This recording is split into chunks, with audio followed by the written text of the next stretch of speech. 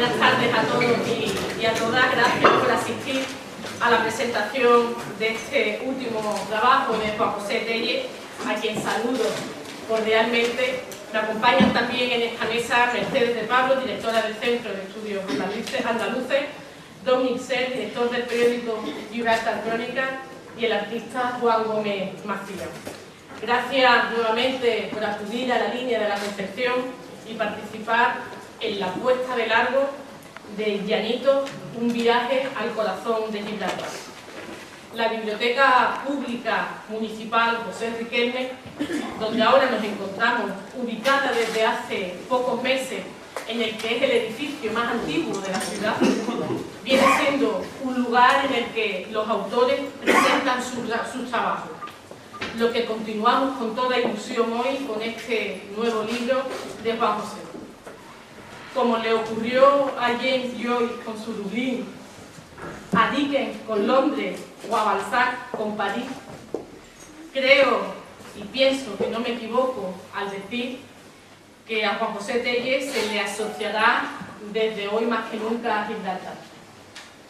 Su nuevo libro relata con precisión algo más de 3 siglos de la reciente historia comarcal. Bucea en lo más granado informativamente, hablando de esa particular relación entre el Peñón, el Estrecho y la comarca en las últimas décadas, argumentando en su trabajo que nada es fruto del azar y que todo viene emanado de lo que ya se vivía siglos atrás. Aunque sé que Juan José es más de James Joyce y su Ulises que de la obra de Charles Dickens, veo oportuno recordar una de las joyas de oro de la literatura de este último autor británico, me refiero a Historia de dos ciudades. Sin profundizar en esa obra, realmente solo con el título, lo que se ha vivido a ambos lados de la verja requiere que las dos ciudades, Gibraltar y La Línea, tienen su propia historia particular, local, que va más allá de contenciosos de Estado, de cruces de declaraciones entre Londres y Madrid. La particular historia de las dos ciudades queda igualmente retratada en este nuevo libro de Tellez, de gente que día a día marcan el devenir de los acontecimientos y que viven pendientes de su metrópoli. Esas relaciones humanas tan cercanas a esta tierra y alineadas por los pasajes históricos más necesarios, convierten este libro en una exploración narrativa intensa de la particular manera de ser que nos une. Adentrarse en esos comportamientos humanos en los que callamos pero demostramos, viene a ser otro de los aciertos que la ávida pluma de Juan José logra captar. Tellez, con este trabajo, sucede en la historia a los que a lo largo de siglos han plasmado sus vivencias, impresiones, historias y acontecimientos. Ya en las postrimerías del siglo XVIII, en concreto en 1782, el ilustre grazalemeño Ignacio López de Ayala publicó su célebre Historia de Gibraltar, que en el preámbulo de ese vetusto tratado histórico dice: ninguna cosa ha de omitirse en la historia, ni aun de las que envuelve la naturaleza, pero es lo más conveniente usar narraciones que lo demuestren. Y yo le apostillo a esa cita del siglo XVIII, Tellez ha conseguido usar una narración que demuestra que más que el estudio realizado sobre Gibraltar y su entorno, está su amor por esta tierra, por esta esquina del mapa, y que hace patente que vivimos en un estrecho de Gibraltar que no separa sino que une. Quisiera también, en mis palabras, agradecer a Mercedes de Pablo por la apuesta llevada a cabo desde la Fundación Centro de Estudios Andaluces por la publicación de este excelente libro, ya que efectivamente Llanito nos sirve para entender mejor lo que Andalucía tiene aquí. Muchas gracias por contar esta tarde con vosotros en esta presentación, y que demuestra, pese a mucho, que la línea de la Concepción sabe de Gibraltar. Muchas gracias.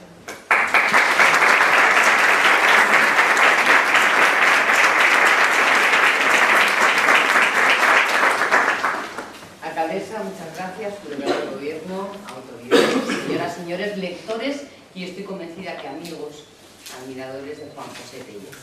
Para el Centro de Estudios Andaluces es una apuesta de largo inevitable estar hoy en el campo de Gibraltar, estar hoy en la línea, en una biblioteca además, librería, que diríamos, ¿verdad? Lo podemos decir aquí, para presentarnos y para enseñar la punta del iceberg de lo que es el Centro de Estudios Andaluces.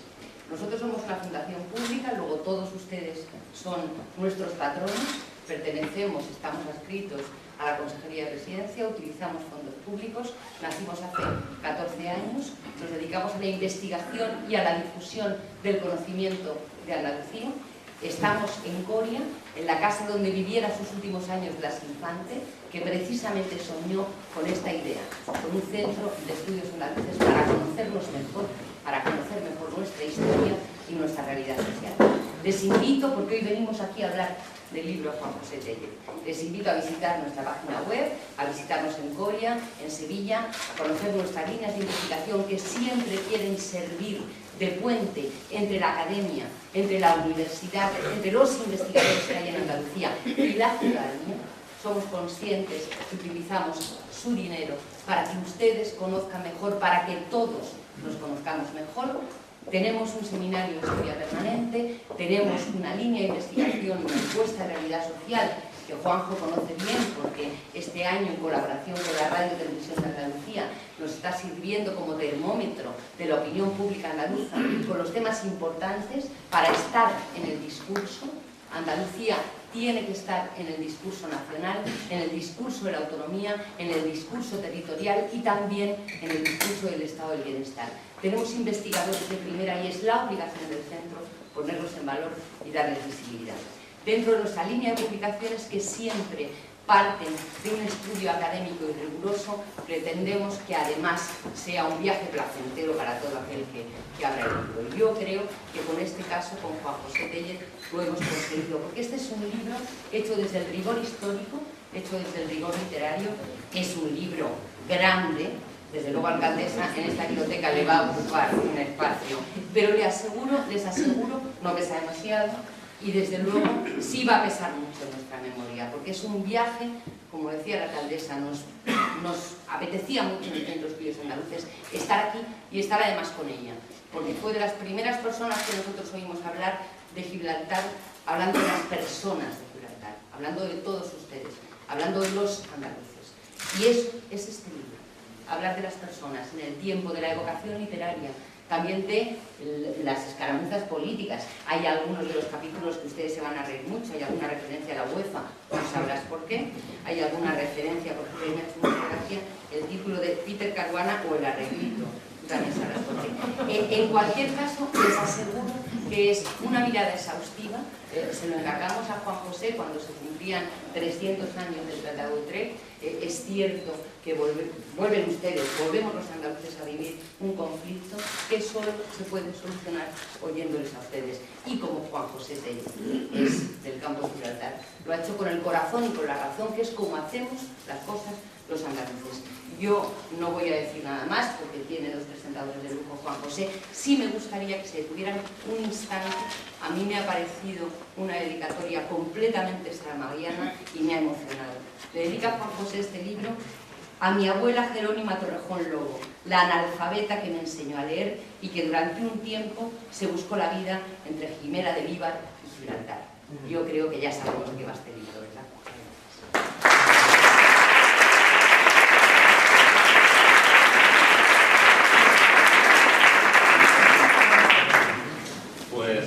Claro, nosotros somos producto de la historia y entonces lo voy a hablar en mi llanito inglés. Alguna vez se me encuentro difícil expresarme en español.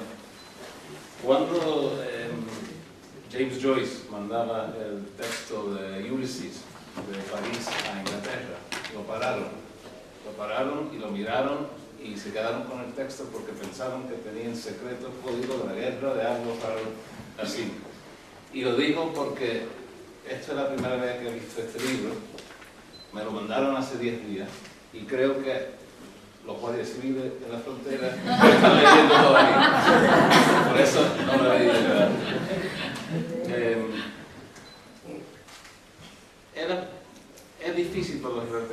este momento cruzar la frontera. Hay gente que cuando van a renovar el seguro del coche, no estás cogiendo el green card, lo que te deja pasar por la frontera. Y yo últimamente he venido 2 veces con mi mujer, pero antes de eso era para trabajo nada más. Muy incómodo se han encontrado muchos de los gibraltareños en España después de algunas cosas que se han dicho en la política española, las cosas que han pasado. Y en ese sentido estoy muy contento que estoy aquí esta noche, porque la línea siempre ha sido para mí parte de mi casa. Es una casa que estaba cerrada muchos años, la puerta, forzosamente con la frontera. Y la verdad que me acuerdo, yo fui uno de los primeros, entonces no todavía periodista, pero cuando estaba cerrada la frontera, empezaron la Universidad de San Roque. Y el curso primero estaba donde enseñaban los camareros, ahí enfrente de San Roque. Y yo, volviendo de la Universidad de Inglaterra, me fui por Marruecos hasta San Roque, esperando que un autobús iba a cruzar la frontera, lo iban a abrir, y iban a llegar todo el mundo para hablar de historia de Gibraltar, todo. Y no pasó, entonces el único llanito que estaba allí en San Roque era yo, ¿no? Y cuando volví a trabajar y se abrió la frontera, yo empecé a trabajar en la crónica en el 84 y en poco tiempo la historia empezó. Y el primer amigo mío, sigue siendo amigo grande de este lado de la frontera, era Juan. Y nos encontramos por las palabras, por unos sentimientos de buscar relaciones más grandes de que podían tener muchos de los políticos y muchos de los perjuicios de la historia que siguen y vuelven y dan vueltas. Y creo que es importante que empezamos otra vez con eso. Tiene que haber gente en los dos lados de la frontera que se escuchan a uno al otro y que se leen uno al otro, pero que también tienen algo positivo para decir. Mucho negativo este año, todo negativo. Y tenemos que empezar algo positivo. Y sé que en este libro va a haber algo positivo. Gracias.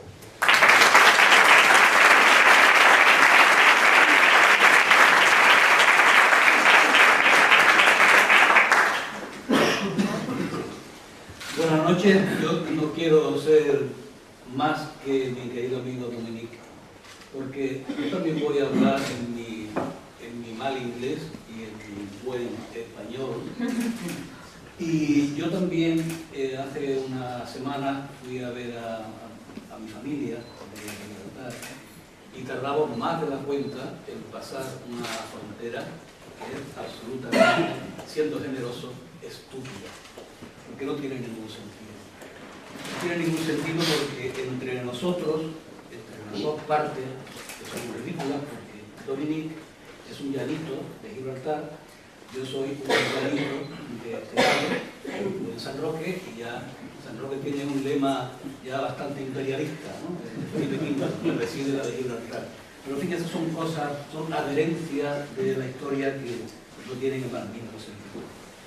A mí me parece que es muy importante subrayar ese aspecto de la historia vista desde el punto de vista cotidiano, de la relación entre las personas que son las que realmente fueron así.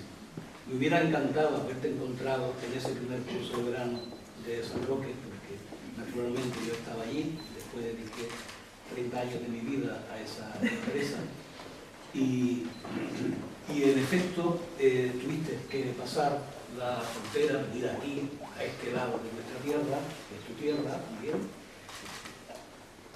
a través de Tánger. Y así lo hizo mucha gente, entre otros nuestro hermano Triano Cruz, así lo conocimos también, ¿no? Pasando por la frontera de Tánger, que eso sí parece ser que es una frontera de verdad. Yo voy a ser brevísimo porque así se nos ha pedido.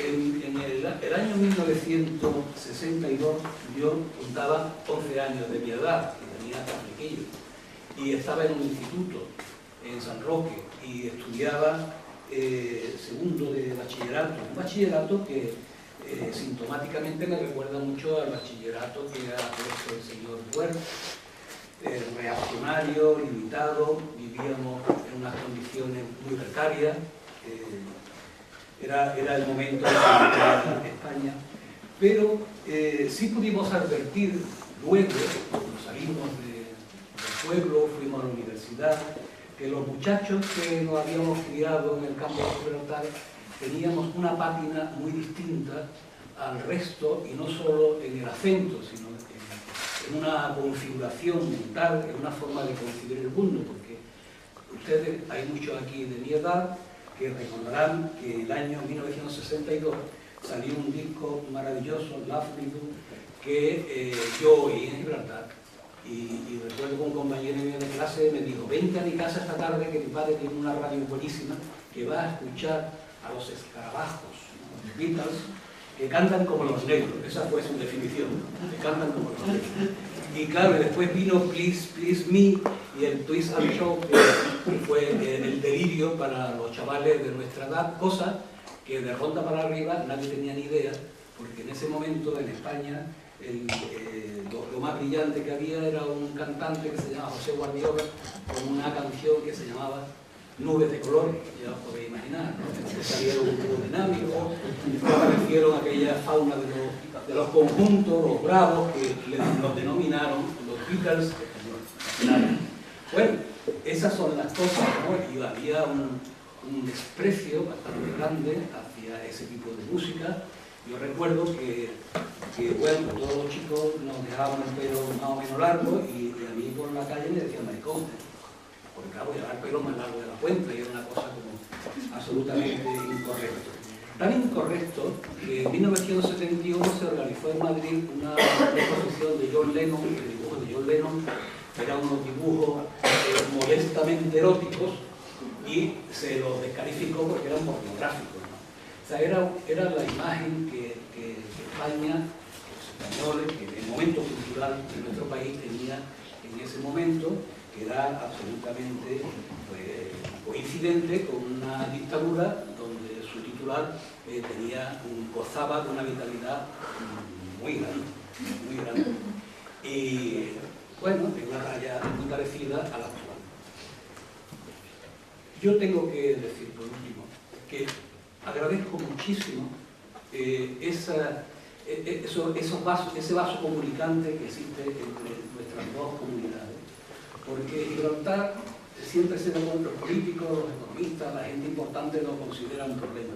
Para mí siempre ha sido un hecho diferencial, y ese referente tiene una gran importancia.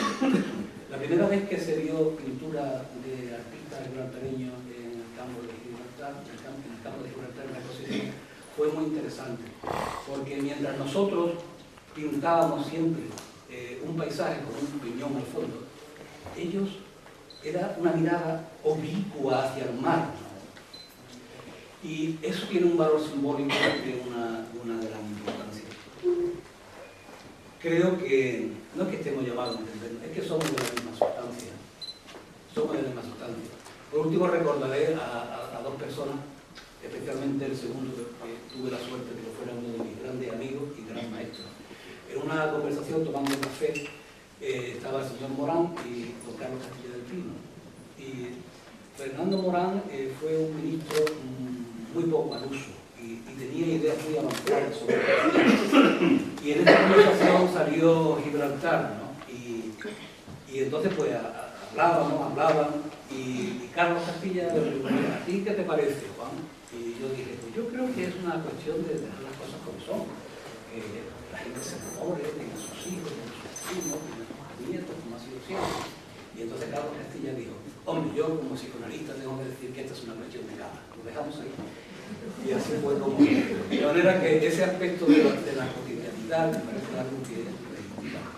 Y más aún cuando sufrimos unas presiones que no tienen ningún sentido.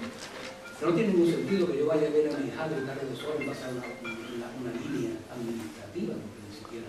Pero en fin, hemos venido a hablar de un libro de un hombre de muchísimo talento, un hermano, una persona muy querida para mi casa. Yo estoy muy satisfecho, señora alcaldesa, de haber sido invitado, muy agradecido por su y haber compartido con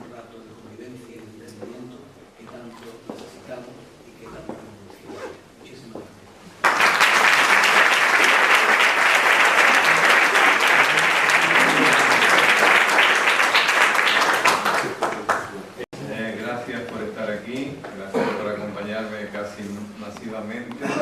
Gracias a la alcaldesa por su hospitalidad, al Ayuntamiento de la Línea en general, gracias al Centro de Estudios Andaluces, a Mercedes, a Coral, a Lorena, a Patricia, a todos los trabajadores, a Rafael, que ha diseñado el libro, que lo van a hacer legible, porque evidentemente 600 páginas reconozco que no son fáciles de leer, aunque la haya escrito yo.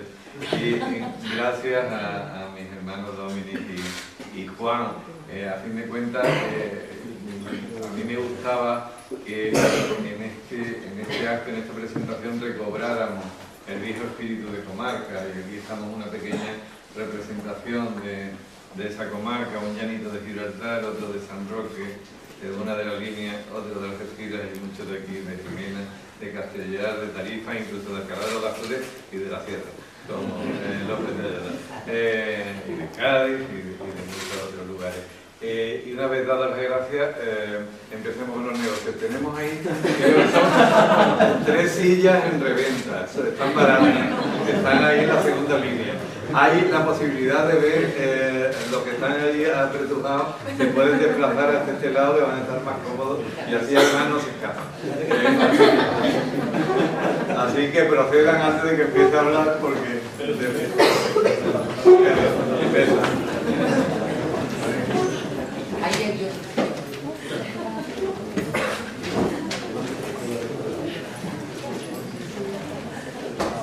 Incluso al lado de Miguel Alberto hay una silla libre todavía.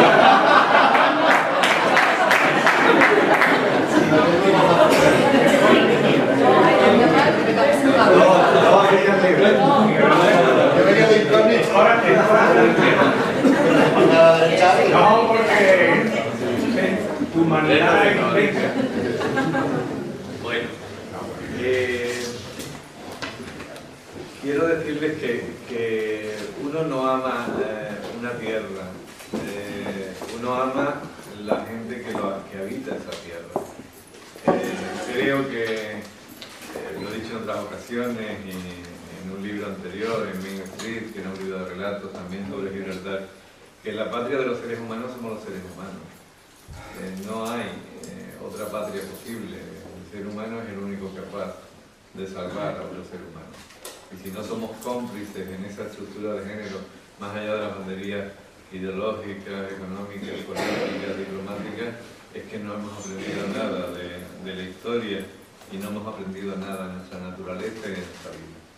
Dicho esto, quiero decir que si tuviera que elegir algún paisaje en donde convivir con la gente que quiero, ese sería el paisaje del estrecho. Esa es mi patria profunda, una patria mestiza, en donde todos aquellos que lo habitamos aprendimos hace mucho la lección de la globalización, no la globalización mercantil, esa que facilita que se muevan las mercancías y los capitales e impide que se muevan los seres humanos. Esa otra globalización, la del pensamiento, la del progreso, la de los sueños. Ese estrecho que para mí va desde el campo de Gibraltar, con Gibraltar por supuesto, a Tánger, a Tetuán, a Cádiz y a los dos mares que se abren a otros mundos y que nos dicen que es un pecado civil, es un pecado cívico permanecer encerrado en nuestros viejos tópicos y en nuestros viejos lugares comunes.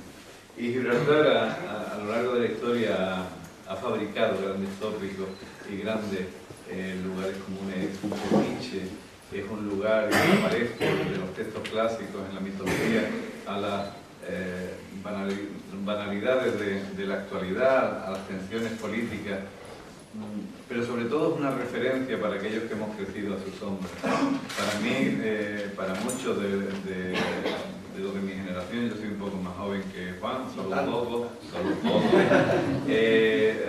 Gibraltar era un misterio, era un lugar cerrado al que no podíamos acceder porque la frontera estaba bloqueada. Yo no sé quién estaba encerrado a un lado y otro, si los gibraltareños encerrados por España o los campos gibraltareños encerrados también por la dictadura española. En algún momento escribí que los gibraltareños eran los últimos presos políticos del franquismo, los que fueron liberados tardíamente.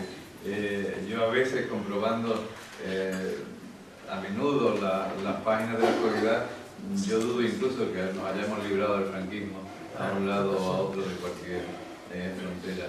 o de los vicios de una dictadura o de un pensamiento autoritario. Hace mucho tiempo que aprendí a mitificar a Gibraltar porque formaba parte de un paisaje infantil prohibido, y a un niño no hay nada que le llame más la atención que lo prohibido. Para mí Gibraltar era ese lugar de donde venían canciones raras que no aparecían en la radio española y que yo buscaba cuando mi padre dejaba la vieja radio de madera con el paño de cartón, dejaba ahí estabulados a los impecables Juanito Valderrama, Enrique Montoya, Pepe Marchena. Yo buscaba a los Monkeys, a los Beatles, a Status Quo y a toda aquella música maravillosa que nos hizo crecer de una forma mestiza entre la copla, el rock and roll, entre el sueño de los hippies y la realidad de un mundo que pretendía enlutarnos y amarrarnos atados y bien atados para siempre. Gibraltar era el lugar donde vivía el padre de mi amigo del Patio Amarillo de la calle Fuente Nueva de Algeciras, el lugar a donde había huido, como terminé sabiendo, el padre de mi amigo del Patio Amarillo de la calle Fuente Nueva de Algeciras. Gibraltar era donde venían las canicas, aunque yo aprendí a decir canicas cuando me fui a Cádiz con 11 años. Hasta entonces yo decía lógicamente Mebli, como decía Liquibar, como decía Xingua, y como terminé aprendiendo a decir cachofinger en lugar de cachondeo. Gibraltar era la referencia de unas series donde aparecían en la televisión en blanco y negro casi tenebrosas de nuestra infancia, más allá de la primera cadena, de la segunda que no podíamos ver, aquellos tostones de la televisión marroquí que también percibíamos de tarde en tarde. A través de Gibraltar se nos colaba Roger Moore, a través de la radio de Gibraltar aprendimos a saber que España vivía en una dictadura, porque lo decían con todas las palabras, con todas las de la ley, muy al contrario que los partes de la radio nacional española que obligaban a emitir todas las emisoras. Ese era el Gibraltar de mi infancia, era el Gibraltar que recordaba a mi abuela, esa abuela analfabeta que me enseñó a leer, que me enseñó a leer las estrellas y a saber cuándo tocaba cosecha de aceitunas y cuando tocaba cosecha de ajos y de otras cosas que ya nadie sabe cuando toca, lo mismo que ya nadie sabe leer las estrellas, al contrario de mi abuela analfabeta, porque ya nadie mira al cielo, porque a veces el cielo no existe. Aquellas historias de mi abuela llegando desde Jimena de Oliva a Gibraltar, a por tabaco, a por azúcar, a por cualquier cosa que revender luego, y atrás arriba, aquella historia de mi abuela diciéndole a mi madre con 9 años, niña, vente a la Feria de la Línea, vente a la Feria de la Línea, y llegó a la Feria de la Línea en pleno mes de julio de 1936. Esa turbulencia en nuestras relaciones, en nuestros recuerdos, en nuestra memoria, nos convertía en espejos mutuos.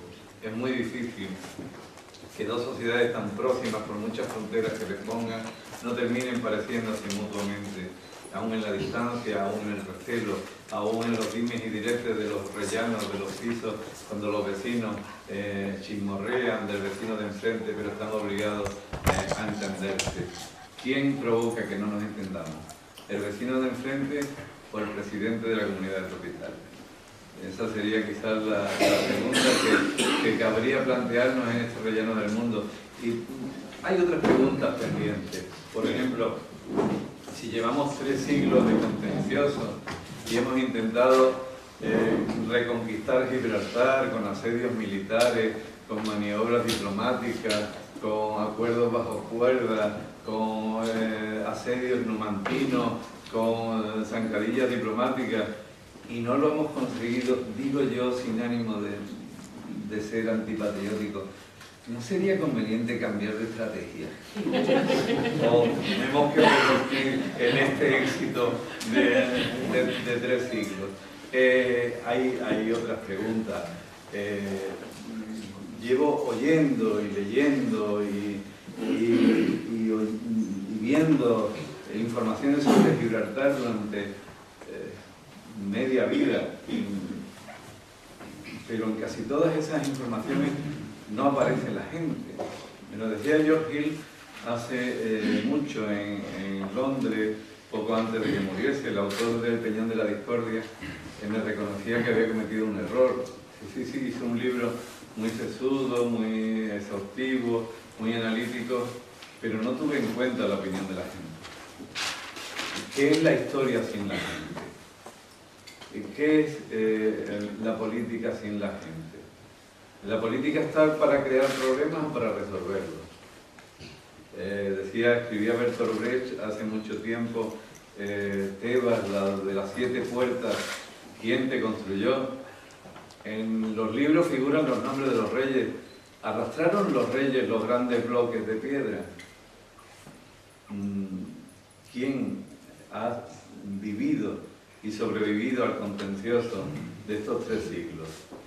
Los viejos señores de las cortes europeas que se repartieron el pastel de viejos imperios en Utrecht en 1713, los viejos oficiales y gobernadores militares que jugaban a las monterías en la Almoraima mientras se sucedían los asedios y morían los soldados y la tropa en los barcos hundidos en mitad de la bahía, aquellos que se imaginaban que iban a recibir el marquesado de Gibraltar en el Palacio de Santa Cruz y algún día lograban que volvieran a España, o aquellos 10.000 campos gibraltareños que salvaron la vida en los primeros días de la Guerra Civil porque Gibraltar les dio refugio. Un refugio precario, ¿de acuerdo?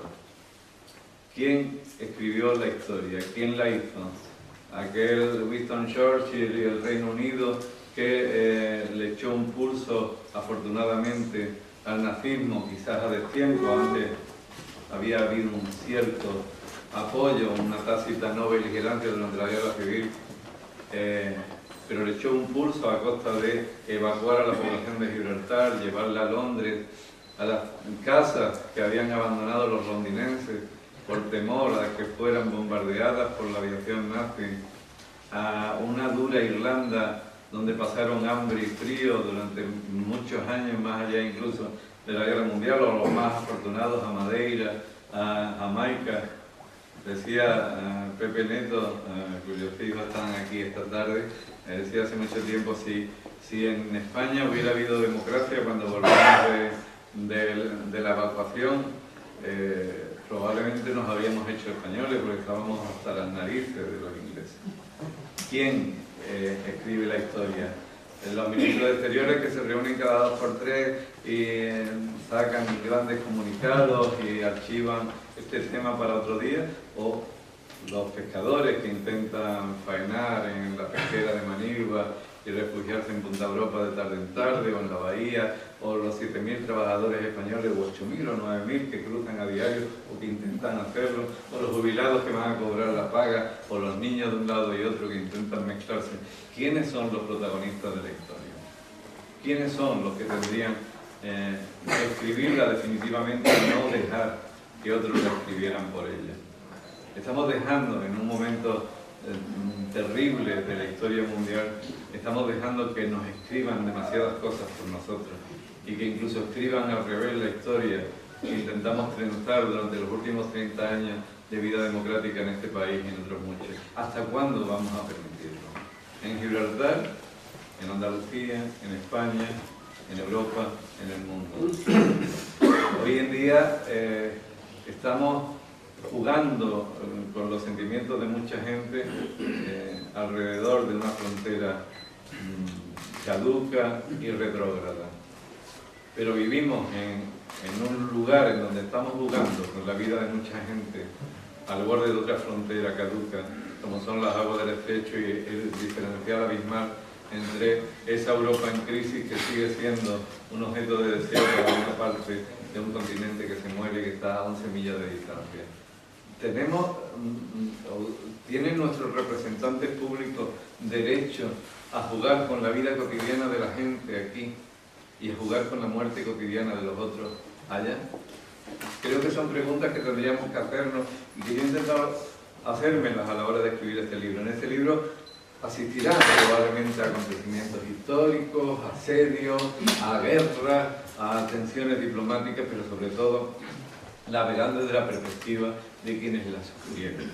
de aquellos que conocieron el éxodo de 1704 en Gibraltar, de aquellos otros que conocieron la evacuación en 1941 de Gibraltar, desde la perspectiva de los sanroqueños que intentaron construir otra realidad cuando perdieron aquella ciudad hace 3 siglos, la renacida ciudad de Algeciras cargada de aventureros como los corsarios que también describe Mario Caña, también aquí presente,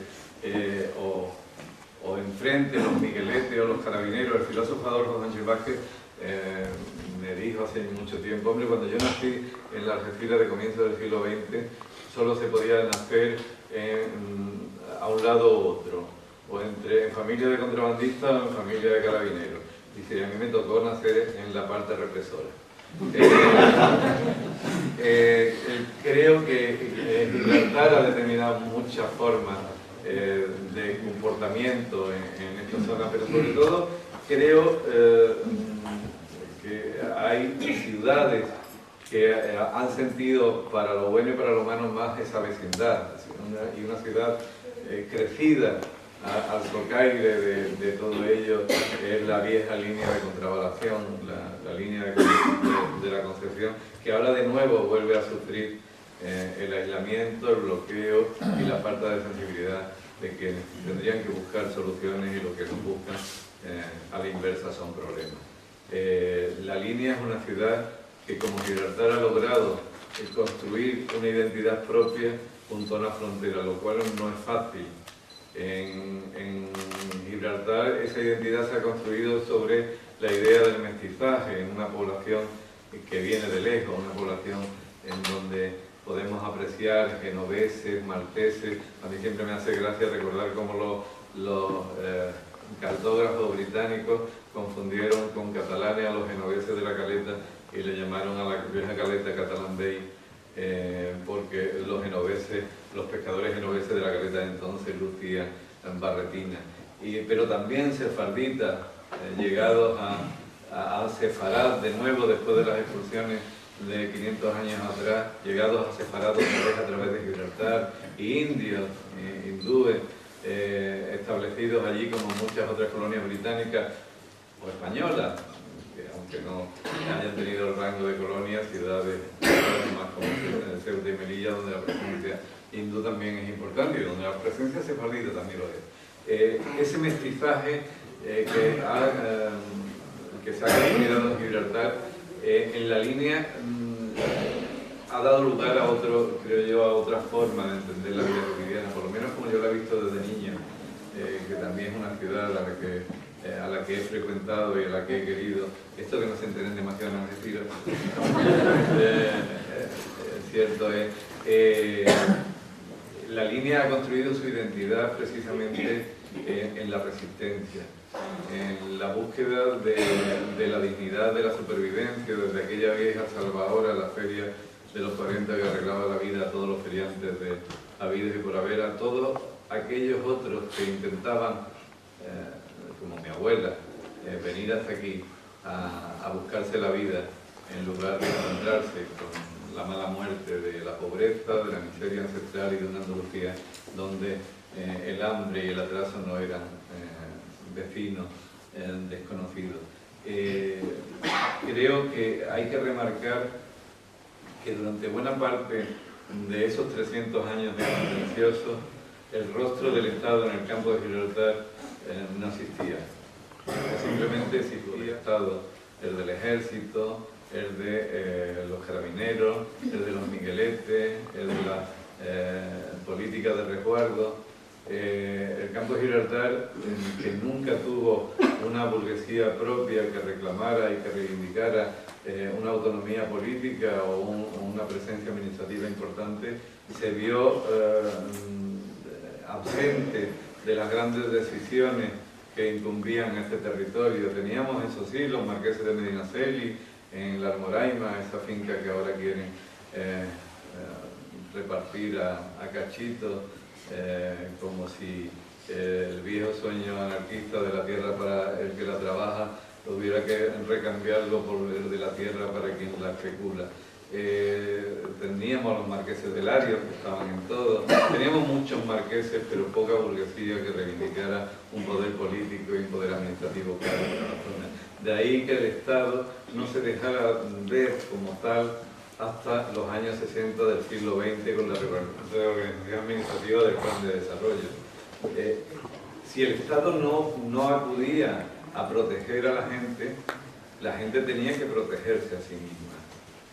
Esa vieja mala fama del campo de Gibraltar, que yo no la entiendo como mala fama, sino justo lo contrario, como la única fama posible, la de aquellos que luchan por el día a día, quizás venía determinada por otros contrabandistas, por los contrabandistas de sueños que estaban lejos de aquí, que se aprovechaban de los beneficios de esta tierra en despachos lejanos y en palacios remotos, por los matuteros del poder que nos hurtaban la más mínima posibilidad de representarnos a la hora de conquistar lo que en derecho nos pertenecía, es decir, la posibilidad de gestionar mal que bien nuestros propios sueños. Somos herederos de todo eso. Y herederos de todo eso hemos sobrevivido a todo ello. Lo hemos hecho con toda la dignidad que es posible, también a veces con episodios de seria intimidad. Un poco de todo hay en este libro. No es un libro definitivo sobre Gibraltar, probablemente en mi caso sí. Creo que ya tardaré mucho en volver a escribir sobre este asunto porque, como diríamos, un castizo me queda a gusto. Por lo tanto, les invito a leerlo, les invito a familiarizarse con el Gibraltar de Joyce. Por cierto, Joyce jamás visitó Gibraltar, retrató esta zona y lo que él llamaba Las Roques, no San Roque, o Algeciras, a partir de las cartas que le mandaban a tía suya que sí estaba en Gibraltar y a través de una guía de comercio que alguien le mandó hasta Dublín. Y en cambio, en el monólogo de Molly Bloom que cierra Ulises, me encanta como lo dice Dominic en inglés, Ulises, en ese monólogo nos retrata muy bien y nos cuenta muy bien la realidad del Gibraltar del 19 y del campo de Gibraltar del 19, que en gran medida sigue siendo el de hoy. También, alcaldesa, yo soy fan de Charles Dickens, yo crecí con David Copperfield y tengo que decir que aquí el de cuerpo presidente Dominic y servidor mantenimos una sesión en el Gibraltar Chronicle y en Europa Sur hace muchos años que se titulaba precisamente Historia de dos ciudades, evocando a Dickens y también un poco en la línea que exploraría Paco Oda aquí presente en la mirada oblicua sobre Gibraltar, que también se aproximaba a la voz de la gente, y creo que es lo que falta por oír muchas veces. Y termino a la espera de si quieren hacer alguna pregunta o directamente tirarme el libro a la cabeza, explicando un poco el título, que es una de las preguntas que más me hacen. ¿Por qué Llanito con Y? Bueno, Tito Vallejo va a presentar en breve en San Roque una nueva edición del diccionario Llanito. Manolo Cavilla, al redactar el diccionario Llanito, reivindicaba en los años 70, con buen criterio desde mi punto de vista, que Llanito debía escribirse con Y. ¿Por qué? Hombre, Llanito con ella parece un poco contra Dios, aunque aquí somos muy dados a la broma. Gibraltar no es llano precisamente, como para que fuera un guiño cómplice topográfico o geológico. Tampoco los gibraltareños han gozado, por lo menos algunos gibraltareños, de demasiada buena fama en algunas zonas del campo de Gibraltar por una cierta soberbia, por tener mayor poder adquisitivo, etcétera, etcétera, para que aquí le llamáramos llanitos por su llaneza. Creo que no procede. Por lo tanto, Manolo Cavilla entendía que el llanito debía escribirse con Y, porque probablemente proceda del diminutivo de Gianni, del Juanito italiano, que era el nombre de muchos de aquellos marqueses y genoveses que recordaron Gibraltar, de Gianni, Gianito, sería con Y, o incluso el diminutivo castizo andaluz de Johnny, de Juanito inglés, que le añadiríamos Johnito. Me parece una teoría más aceptable. Yo en cualquier caso no vivía cuando se creó esa palabra y no puedo alumbrarle más sobre el particular. Elijo el Llanito con Y, me parece la propuesta más sensata, y además aquí entre nosotros en estos tiempos de crisis para el libro, lo de escribir Llanito con Y da mucho que hablar, te hacen preguntas y a veces incluso es posible que alguien compre el libro para averiguar por qué pone Llanito con Y. Muchas gracias.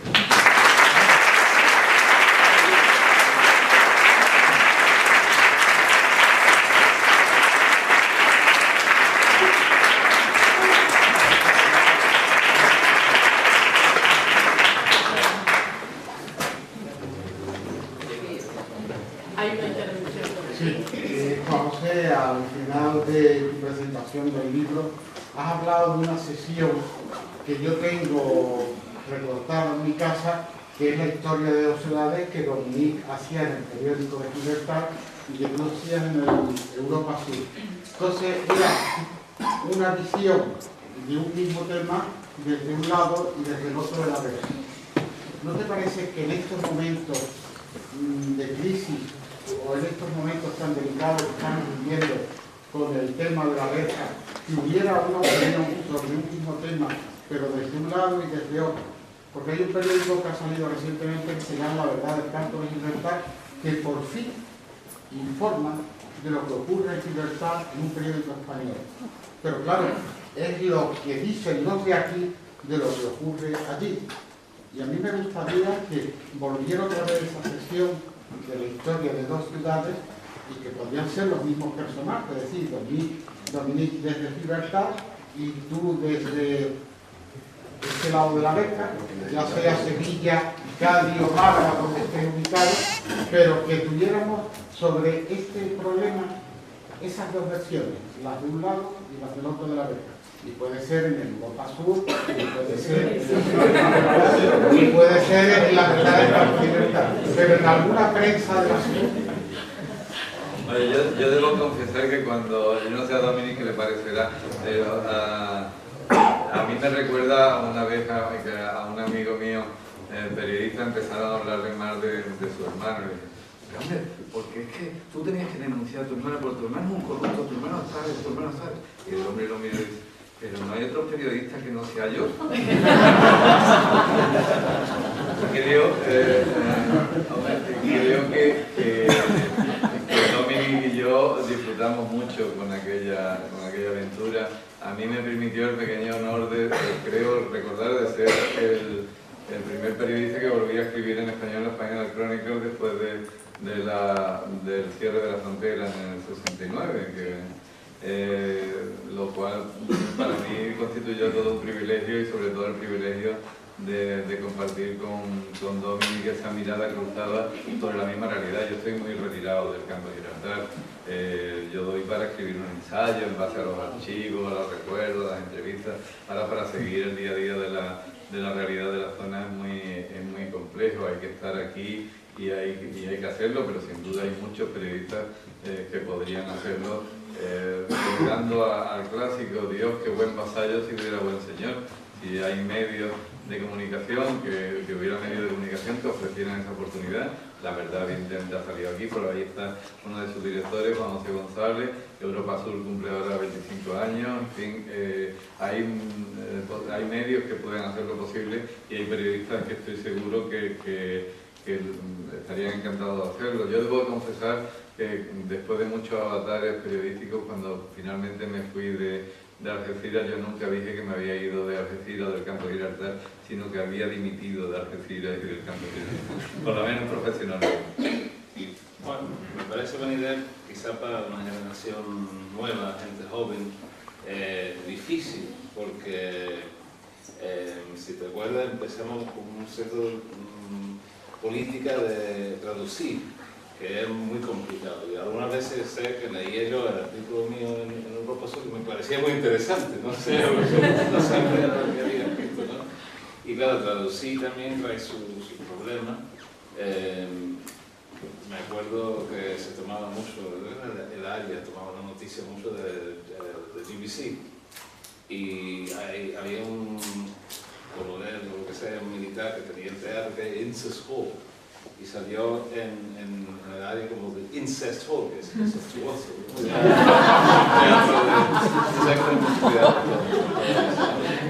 Y lo digo también porque, como bien sabe Francisco, yo siempre esperaba que la generación que nacieron después de la frontera iban a hablar mucho más en español, con la frontera oriente y lo demás. Y ha sido todo lo contrario. Ha sido todo lo contrario. Y entonces, encontrar un periodista en libertad que te va a escribir bien en español, joven, difícil. Creo que es difícil. ¿Cuándo hay que encontrar un periodista que autorizó? ¿Es posible? Sí, yo como llanito de interpretación, se me ha quedado grabado algunas de las conclusiones de algunos oradores. Por ejemplo, García hablaba que es un libro de personas. Eso es un calificativo muy importante, ¿no? Y cuando se hablaba, por ejemplo, sobre todo, una cosa que deberíamos enfocar es el aspecto humano que tenemos entre todos nosotros, ¿no? Claro está que Libertad ha tenido su propia evolución política y quizás por eso no seamos diferentes, diremos, en ciertos aspectos con el campo de Libertad, pero también es correcto decir que compartimos mucho de la historia conjunta que se ha vivido tanto en Libertad como en el campo de Libertad. Yo, por ejemplo, pues mira, mis dos abuelas nacieron en la línea, mi abuelo Miguel fue un refugiado republicano en Libertad, por eso es que me intereso mucho por la contribución, y valoro la contribución que hace el Foro por la Memoria del Campo de Libertad. Me parece un trabajo excelente, algo que apoyo totalmente, al margen que hayan sido al otro lado de la frontera, porque esa es parte de mi historia también, y la parte de nuestra familia. Y también hemos tenido muchos acontecimientos que hemos compartido. Por ejemplo, aquí está detrás mía un compañero, Miguel Alberto Díaz, que lo quiero como un hermano, al margen de las nacionalidades que tenemos, porque hemos compartido muchos momentos como sindicalistas defendiendo los intereses de los trabajadores, en un lado como en otro, o conjuntamente. Y él puede relatar tanto en la huelga de los 80 de los contenedores en Algeciras, que trataron de utilizar el puerto de Libertad para sabotear las huelgas en Algeciras, porque eso conjuntamente lo pudimos parar en beneficio de los trabajadores, y también, por ejemplo, la buena contribución que me acuerdo que fue un interlocutor muy válido con el acuerdo del decreto de 1999. Entonces, me alegra mucho que hay un capítulo en el libro que habla, por ejemplo, del movimiento obrero de Libertad, no porque haga referencia a porque es una realidad, y yo creo que eso es demasiado. Hay quizá una frase de un filósofo catalán, que lo repito yo bastante a menudo, una frase que hay en un artículo en El País de hace unos 18 años, y era un tema que hablaba sobre libertad y terminaba diciendo: libertad no es un problema a resolver, es un tema a disolver. Y lo que quería decir este hombre, vamos dejando de tanta maranga, de tanto politiqueo que siguen unos intereses partidistas, porque por encima de todo eso hay dos pueblos que son la misma moneda, las dos caras de una misma moneda. Libertad y la línea ha compartido mucha historia, nos beneficiamos mutuamente y queremos vivir en paz, queremos vivir como ciudadanos, queremos vivir como personas. Y para eso tenemos que quitar la política de enfrentamiento, la política de artificialidad, en un siglo que ya está abandonado, que lo que tiene que haber es zona, la diplomacia, el buen diálogo y sobre todo las personas.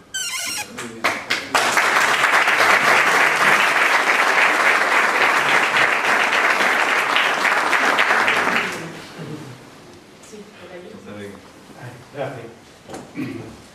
Coincido con muchos de ustedes que tienen la opinión de que la historia de España es bastante y poco atractiva, no emplear una palabra más.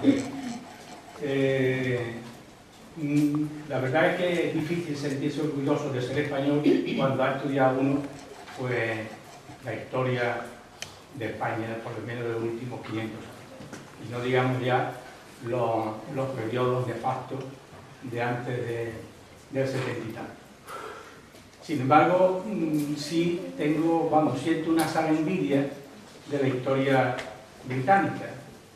Han tenido suerte, Juan Sin Tierra, Cromwell, Enrique VIII, Isabel I, en fin, los magníficos. El otro día estuve viendo en Españoles por el Mundo a unos estudiantes españoles que están en Cambridge. La verdad es que siento, repito, una sala envidia e incluso creo que en ese sentido los españoles nos hemos sentido inferiores a los británicos. Esa envidia también, como Juan Carlos, yo no soy tan musicólogo, en fin, y no entiendo ese afán o ese cariño que se tenía que portar en la época que éramos jóvenes, que efectivamente libertad era la modernidad. Nosotros estábamos en los periodos de las tinieblas, ¿no? Realmente malo. Eso, que vaya un poco por adelantado, pero que me sirve además un poco para ahora hacer una reflexión. Cuando vino la democracia en España, yo creo que ha habido una gran oportunidad de resolver el problema de Gibraltar. En primer lugar, considerando, como tú bien decías antes, que los territorios no son nada, son las personas. Si 30.000 personas no quieren ser españolas, me parece una auténtica aberración, aberración violentar ese deseo, ¿no? Porque además no solo eso da legitimidad, pero es que también legalmente además le pertenece, es decir, por lo tanto no ha lugar a hacer ningún tipo de ejercer ningún tipo de violencia, ya sea no física, pero sí diplomática, etc. Por eso digo decir que hay muchas cosas que el enemigo tiene mucha razón, y que además entiendo perfectamente que ahora, que más o menos los países nos podemos sentir un poquito más iguales, pues esa relación puede ser más amigable. Pero hay algo que realmente me fastidia enormemente, porque yo cuando voy a Portugal no encuentro frontera, o hay fronteras, pero entro y salgo que pasa lo mismo. Cuando entro en Inglaterra también pasa lo mismo. ¿Qué provoca que la frontera, que ahora todo el mundo está loco con el tema ese, ¿qué provoca que esa frontera sea tan desagradable y a veces tan inhumana? ¿Es España la que cambia? ¿Es Gibraltar? Ya que tenemos que hablar de todo, yo por supuesto estoy de acuerdo, es decir, tenemos que decir la verdad, es decir, ¿cuál es la causa fundamental que hace que precisamente las fronteras se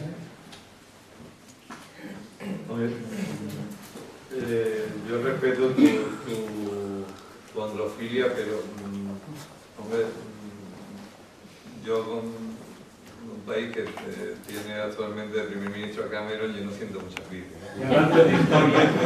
Juanjo, estoy hablando de la historia, no estoy hablando de un caso particular. A mí me gustaba más Cromwell. Bueno, quiero decir que creo que todos los países tienen, toda la historia de todos los países tiene un lado oscuro, tenebroso, sobre todo cuando la historia no se ha hecho a la medida de los gobernados, sino a la medida de los gobernantes. Decía nuestro José Saramago que ahora que había el mayor número de democracias formales en todo el mundo, nos dábamos cuenta de que realmente los gobiernos democráticos gobernaban poco, que realmente quienes gobernaban eran las transnacionales, las grandes corporaciones financieras en la sombra, y los consejos de administración de esas grandes corporaciones y bancos y brokers y demás no eran elegidos por sufragio universal. El Reino Unido, por ejemplo, en el caso de Gibraltar, tiene aspectos tan oscuros como el apoyo explícito que el gobernador militar de Gibraltar brindó hasta el año 1930, hasta el final del 38, en que fue sustituido al alzamiento fascista en España, con un caso emblemático como fue el de los Turín-Díez, que eso venía a coincidir, por otro lado, con la complicidad del gobierno británico y de la monarquía británica con esa simpatía evidente hacia el partido nazi, hasta que se dieron cuenta de que cada vez que escuchaban a Wagner, como diría Woody Allen, le daban ganas de invadir Polonia y Gran Bretaña y decir lo que se les pusiera a tiro.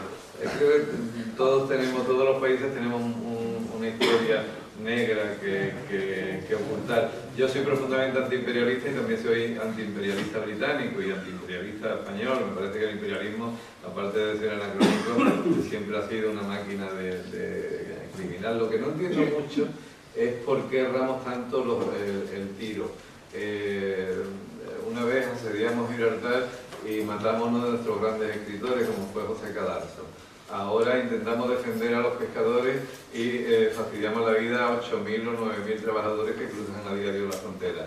En 1969 queríamos tanto a los gibraltareños y estábamos tan en contra del imperialismo y del colonialismo británico que en lugar de romper relaciones con Londres, cerramos la frontera de Gibraltar y empezamos a atraer turistas ingleses. Yo con franqueza esa estrategia no la entiendo. No hemos tenido un objetivo claro o nos han hecho creer una cosa distinta. Estamos en contra de que los gibraltareños estén colonizados y nosotros estamos encantados de conocernos con los colonialistas. Queremos tanto a Gibraltar que en lugar de llevarle flores y seducir a los gibraltareños y a las gibraltareñas, como decía el coro de la guillotina, le echamos flores, pero con macetas para que le lleguen con rapidez. No son esas formas, creo, de intentar llevarse bien con el vecindario y por supuesto, atraerlo a nuestra causa. Hay un viejo planteamiento, por ejemplo, hay encuestas periódicas en las que muchos portugueses dicen que preferirían ser españoles. Un viejo periodista, Alfredo Amestoy, se le ocurrió la idea en tiempo de Franco de proponer un trasvase de población, ya que había muchos catalanes y vascos que querían serlo, pues que se fueran a Portugal y los portugueses repoblar el País Vasco y Cataluña. Nosotros pretendemos con Gibraltar hacer lo que le criticamos tanto a las potencias mundiales con Palestina. Les decimos, si nosotros no queremos que vosotros seáis españoles, nosotros lo que queremos es que ese trocito de tierra sea español. Ustedes pueden ser lo que quieran.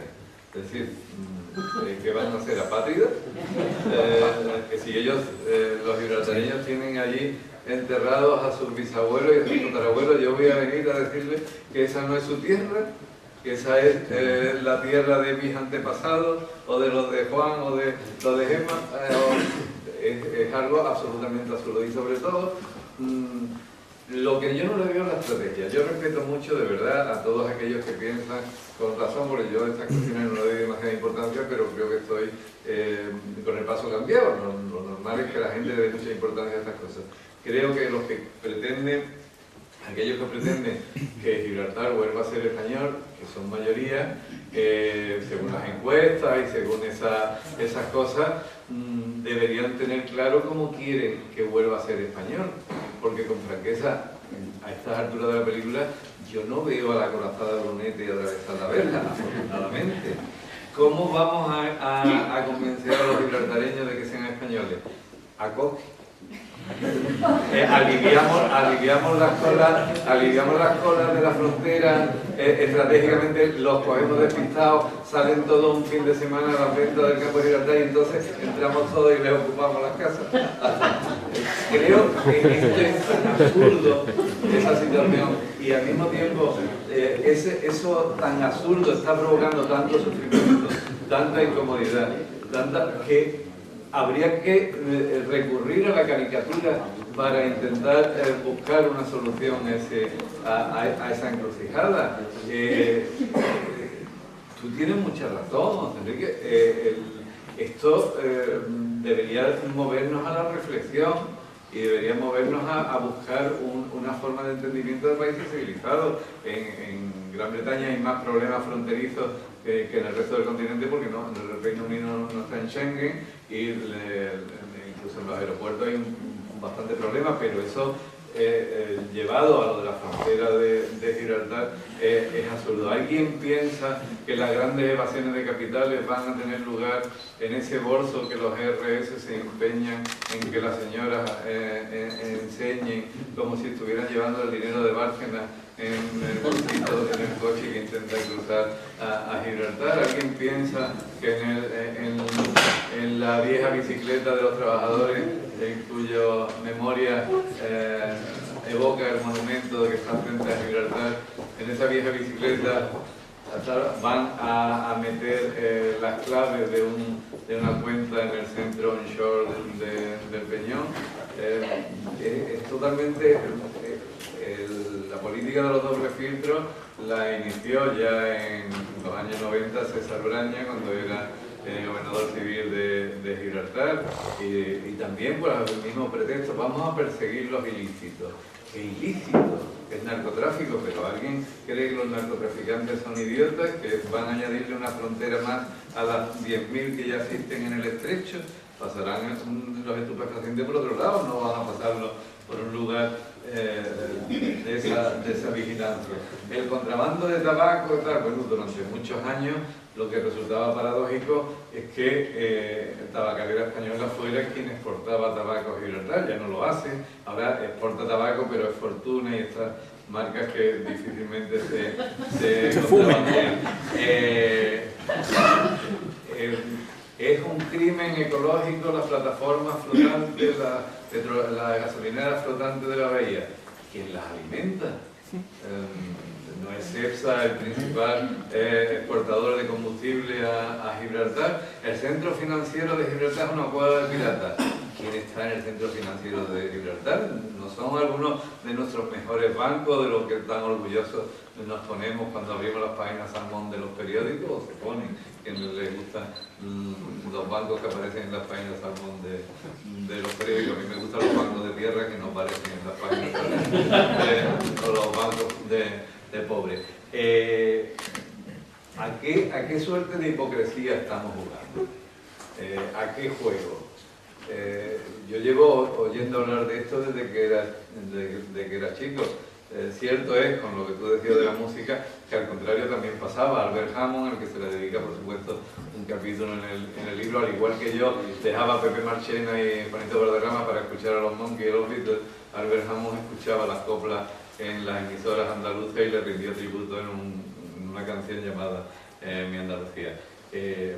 La gente se interesa por la cultura de un lado y otro, pero más allá de ese interés, de esas posibilidades de empatía, lo que hay de parte y parte son negocios raros. Juan March, la fortuna de Juan March no salió de la nada y Gibraltar tuvo mucho que ver en ella.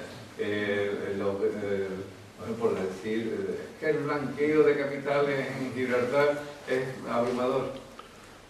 En la Costa del Sol no se blanquea absolutamente nada, parece ser. No nos preocupa. Estamos tan en contra del paraíso fiscal de Gibraltar, pero nos parece estupendo el de Luxemburgo. O Suiza, un gran país neutral. Si está en contra de los paraísos fiscales, está en contra de todos los paraísos fiscales, y yo estoy en contra de todos los paraísos fiscales, incluyendo el de Gibraltar, pero no excluyendo al resto. En fin, esta trama de hipocresía alimenta un imaginario, y ese es el imaginario del que vivimos. No hay voces disidentes que intenten contar otra historia, y normalmente cuando hay una voz disidente se interpreta como que está jugando a favor del contrario. No, yo no tengo contrario. Es decir, sí tengo un contrario, que es ese sistema que decía Federico García Lorca en 1933, que habría que cortarle el cuello antes de que nos lo cortara a nosotros. El capitalismo feroz que ahora se ceba contra buena parte de lo que intentamos salvar de los restos del naufragio, ese estado de bienestar que empieza a ser a un lado y otro de todas las fronteras estado de malestar.